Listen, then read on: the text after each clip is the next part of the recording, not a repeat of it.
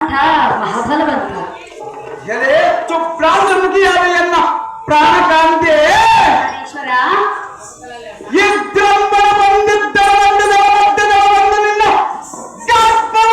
ಭಾಗಿ ಈ ಮಹಾದ್ಭುತದ ಬಯಲಲ್ಲಿದೆ ಎಂದು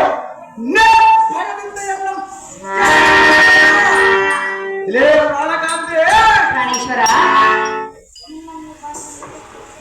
ನಿನ್ನ ಈ ಭಾವದಿಂದ ಹೊರಚಿನ ಚಿತ್ರ ಮಾಡಬಿಡುತ್ತಿದ್ದೆ ನಾನು ಹೋಗು ಪ್ರಯಾಸಿ ಎತ್ತ ಭಜನ ಹೋಗುವುದನ್ನು ಹರಿದು ನಾನು ಸಹಿಸಿಕೊಂಡಿರುವನು ಇದೇ ಕಾಂತೆ ಪ್ರಾಣಕಾಂತ ಈ ಆಚೋಳಿನ ತುಂಬಿನ ಚೋದಿತ್ತಿರುವ ಇಂಥ ಪ್ರಸಂಗ ಪ್ರಾಣಕಾಂತೆ ಪ್ರಾಣೇಶ್ವರ ಇಂಥ ಘೋರ ಹಲದಿಂದ ಇದ್ದ ಪ್ರಸಂಗವ ಪಾಂಡವರನ್ನು ಯಮಸದನಕ್ಕೆ ಕಳಿಸುವುದಕ್ಕಾಗಿ ಹೋಗುವುದೆಂಬುದು ನಿನ್ನ ಮನದಲ್ಲಿ ಸಲ್ಲಿಸಲಿಲ್ಲವೇ ಏತಕ್ಕೆ ಎಲೆ ಪ್ರಾಣಕಾಂತೆ ಅವತರದಿಂದ ನಿನ್ನ ಆತ್ಮಬಲಕ್ಕೆ ತರಲು ನಾನೇ ಪ್ರಾಣಕಾಂತೆ ಈ ನಿನ್ನ ಪಂಥವು ಎನಗೆ ಸಮ್ಮತಿಯೂ ಇಲ್ಲ ಕಾಂತ ಅಹೋ ಕಾಂತೆ ಏನಿದು ನೀನು ಮಾತನಾಡುವ ರೀತಿ ಏತಕ್ಕೆ ಕಾಂತೆ ಈಶ್ವರ ಪ್ರಾಣಕಾಂತೆ ಎಂಥ ವಿಚಾರವನ್ನು ಹೇಳಿದೆ ನೀನು ಎಂತ ವಿಚಾರವನ್ನು ನಾನು ಹೇಳಿರುವನು ಕಾಂತೆ ಪಾಂಡವರ ಮೇಲೆ ನಿನಗೆ ಏತಕ್ಕೆ ಇಷ್ಟೊಂದು ಕೋಪ ಅದೇ ಕಾಂತೆ ಅಯ್ಯ ಮೊದಲಿಂದಲೇ ಪಾಂಡವರಿಗೆ ನನಗೆ ಶತ್ರುತ್ವವು ಇರುವುದು ಈಗ ನೀನು ನೀತಿಯನ್ನು ಎಲ್ಲಿಗೆ ಹೇಳಲಿಕ್ಕೆ ಬಂದರೆ ಈ ಖಂಡಗಳಿಯಾದ ಕರ್ಣನು ಕೇಳುವುದೇನೆ ಕಾಂತೆ ಪ್ರಿಯ ಏ ಪ್ರಿಯ ಹೇಳಿದನು ಕೇಳು ಚೆನ್ನಾಗಿ ಹೇಳು. ಸಲ್ಲದು ಸಮರವು ನಿಲ್ಲೋ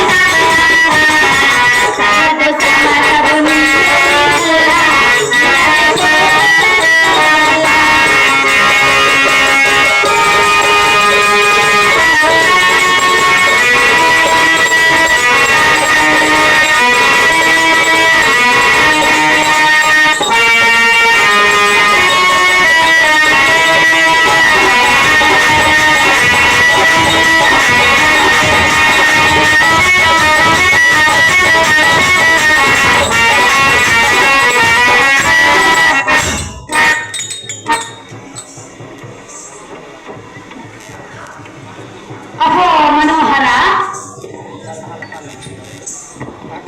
ಮನೋಹರ ಹೇ ಮನೋಹರೇ ಇದು ಎಂಥದ್ದು ನಿಂತು ಯುದ್ಧದ ಹಾತುರ ಹೇ ಕಾಂತೆ ಕಾಂತ ಸುಮ್ಮನೆ ಎನ್ನ ಮಾತನ್ನ ಕೇಳು ನಿನ್ನ ಪಂಥವನ್ನು ಬಿಡು ಈ ಸಮರದಿಂದ ನಿನ್ನ ಪ್ರಾಣ ಹತ್ಯೆಯಾಗುವುದು ವಿಚಾರ ಮಾಡಿ ತಿಳಿದು ನೋಡು ಗುಣವಂತ ನೀನೇ ಮತಿವಂತ ಹೇ ನನ್ನೇ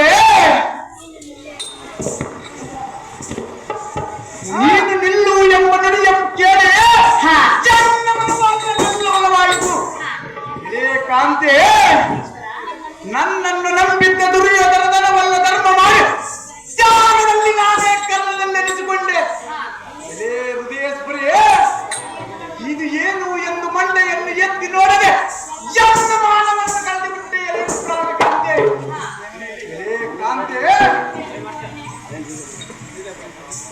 ಹೆರೆ ಹಿಂದುವದನೆ ಅಹೋ ಪ್ರಿಯ ಇಂಥ ಪ್ರಾಣ ಪ್ರಿಯನಾದ ದುರ್ಯೋಧನ ನನ್ನನ್ನು ನಂಬಿ ಯುದ್ಧವನ್ನು ಕೈಗೂಡಿಕೊಂಡಿರುವನು ಎಲೆ ಕಾಂತೆ ಪ್ರಾಣೇಶ್ವರ, ನಿನ್ನ ಮಾತು ಕೇಳಿ ಮಾಡುವ ಕಳಗವನ್ನು ಕೈ ಬಿಟ್ಟರೆ ನೀನೇ ಗತಿ ಎಂದು ನಂಬಿದ್ದವರ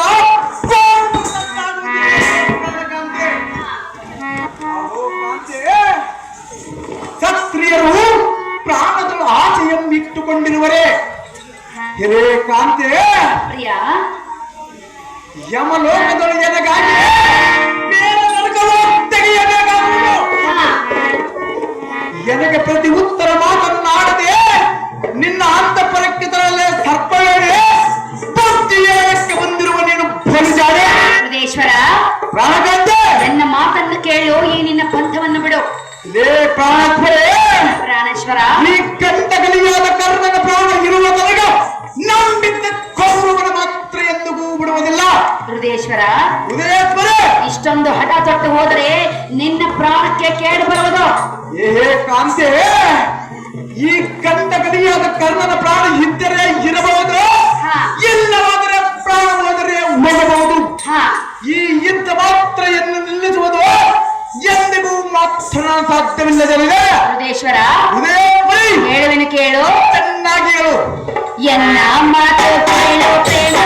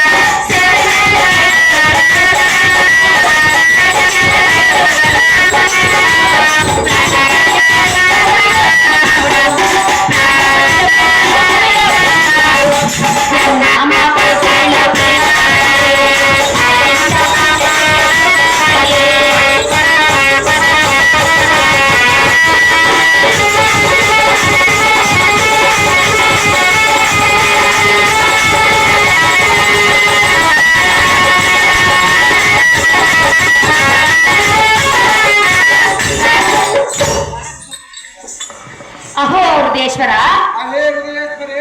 ನೀನು ಹೋಗುವ ರೀತಿಯನ್ನು ನೋಡಿದರೆ ನನ್ನ ಎದೆಯಲ್ಲಿ ಭುಗಿಲೆಂದು ಭಯವು ಜಾಸ್ತಿ ಆಗಿರುವುದು. ಕಾಂತ, ಈ ಭಯವು ಹೆಚ್ಚಾದ ಕಾರಣ ನಿನಗೇನಾದರೂ ಆದರೆ ನನ್ನ ಗತಿ ಏನು? ಆದ್ದರಿಂದ ಈ ನಿನ್ನ ಪಂಥವನ್ನು ಬಿಟ್ಟು ಬಿಡು ಪ್ರಿಯ, ನೀನೇ ನನಗೆ ಆಶ್ರಯ. ಏ ಪ್ರಾಣಕಾಂತೆ, ನಿನಗೆ ಅದಕ್ಕೆ ಪ್ರಾಂತಿ. ಕಾಂತೆ, ರಣದಡಿಗಳು ವೀರ ವೈರಿಗಳಿಗೆ ಸರದಿಗೆ ಪ್ರಾಣ ಬಿಟ್ಟರೆ ವೀರ ಸ್ವರ್ಗದಲ್ಲೇ ಇರುವೆ. ಯವನ ಭಯವು ಇನ್ನೆಲ್ಲಿರುವುದು ನನಗೆ.